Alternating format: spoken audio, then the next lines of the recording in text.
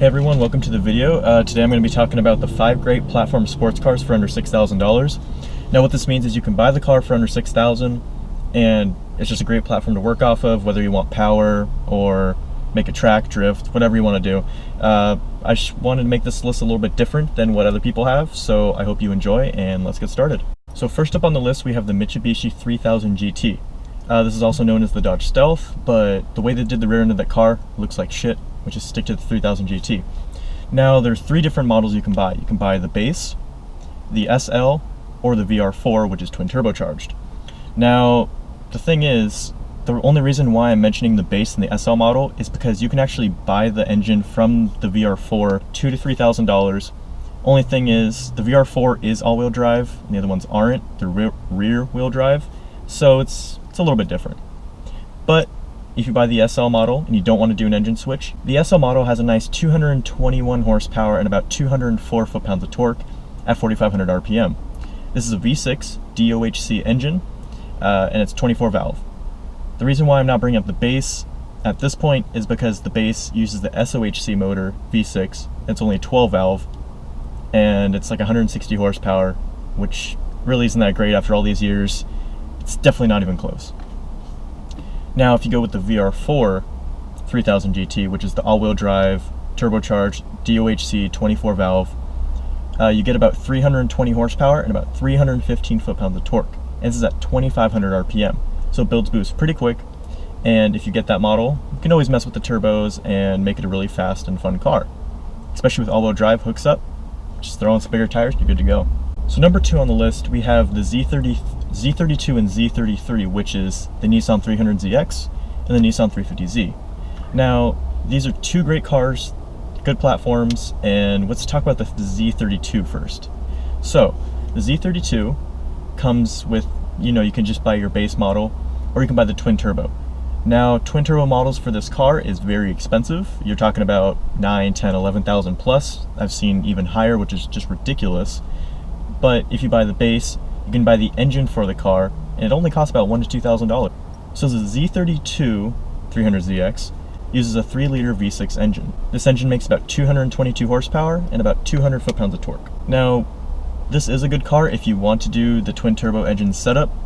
The engine's very cheap. You can get it for about $1,000 to $2,000, like I mentioned, and it makes it around 300 horsepower and roughly 280 foot-pounds of torque. I'd recommend for a step up going to the 350Z, also known as the Z33. This, you get a 3.5 liter V6 engine. All these are rear-wheel drive, but rear-wheel drive, 2-seater, pretty peppy engine. The early models, you're making a little over 280 horsepower and about 280 foot-pounds of torque. So this car is actually, I've been watching a couple videos and people have been saying that the 350Z is going to be the next 240SX. I believe this because most people do use the 240SX for drifting, throw on some turbos, get a little bit of power out of it. The 350Z is a good platform for that as well, and you can buy them a lot cheaper than you can a 240 right now, which is in even decent condition. I'll get into that more about the 240 because it is not on this list, but it will be kind of an honorable mention. Now, you know what the next car is. It's got to be on every list because it just has to be. That's going to be the Mazda Miata. We're not going to really go into too much detail because you already know it's the 1.6, 1.8 liter, very slow, and it's not something that you're going to want if you want straight line power. Of course not. Now, if you're like me, it's a good daily driver. I don't have one, but I'm saying it'd be a good daily driver, and I'm about 10 minutes away from I could do back roads through the mountains, and that's where the car really does shine. So like I said, not going to go into much detail. Everyone already knows what a Miata is, so let's move on. One car that you definitely wouldn't think would be on there, which I think is pretty good steal for about under $6,000, which is a good platform, would be the Porsche 944. This would be the years from 1982 to 1991. Now, they are not the fastest cars. They only have a 2.5 liter. It's front engined, and it's only making about 160 horsepower.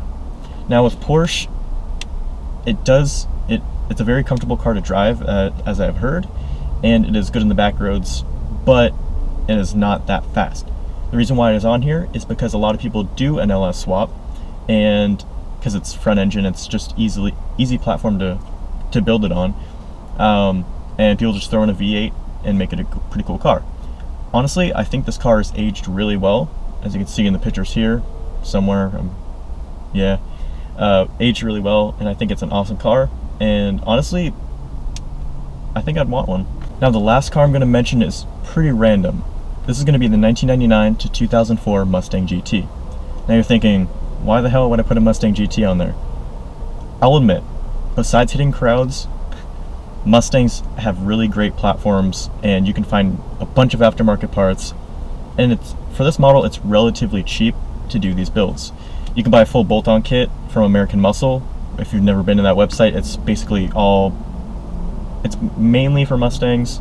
They do trucks now, but mainly Mustangs, and there's a bunch of parts. About $400 full bolt-on kit, squeeze out a lot of power. It's a naturally aspirated V8 engine producing about 260 horsepower and about 300 foot-pounds of torque. 0 to 60, a little bit over 5.5 seconds. It's a pretty cool car. Rear-wheel drive, like I stated, and some people mod them really, really well. Now, as I was saying, being relatively cheap to modify, you have the full bolt-on kit and do an exhaust, and you're squeezing out a lot of power. For just a little bit more money, make it even beefier, throw in a cam and a tune, and that car's just a monster. And if you've heard what a GT sounds like cammed, like it has that lope, kind of like a classic car where it's just like bloop, bloop, bloop, bloop, bloop, bloop. Sounds really, really good. Now some honorable mentions that did not make it into this video would be the Lexus SC300 and the Nissan 240SX. The reason why I did not put these on the list is because actually right now they are really popular, so people are selling really shitty ones for such high prices that it is not worth what you're getting. These cars have been beat really hard, especially 240. Well, they've both been beat really hard mostly, and even though they are pretty cool cars and you see on videos them drifting and you want one, just think twice about it. It's either you're going to spend a bunch of money buying one that's already done, then I think that's worth more, or like you're getting more for your money. But if you try to buy one that's very beat up and you think that you can just throw money into it, they're money pits. And like I was saying, most of them are well above 200,000 miles. Every single person says there's an engine swap, or not engine swap, engine's been rebuilt, blah blah blah, new engine. Well, the chassis is pretty much fucked up at this point, and a lot of people just say that on Craigslist, so that's what you have to watch out for. But other than that, I think that's going to conclude the video of the top 6 platform sports cars for under $6,000. I'd like to thank you guys so much for watching, and if you're tuned in for the first time, please subscribe, and you guys have an awesome day.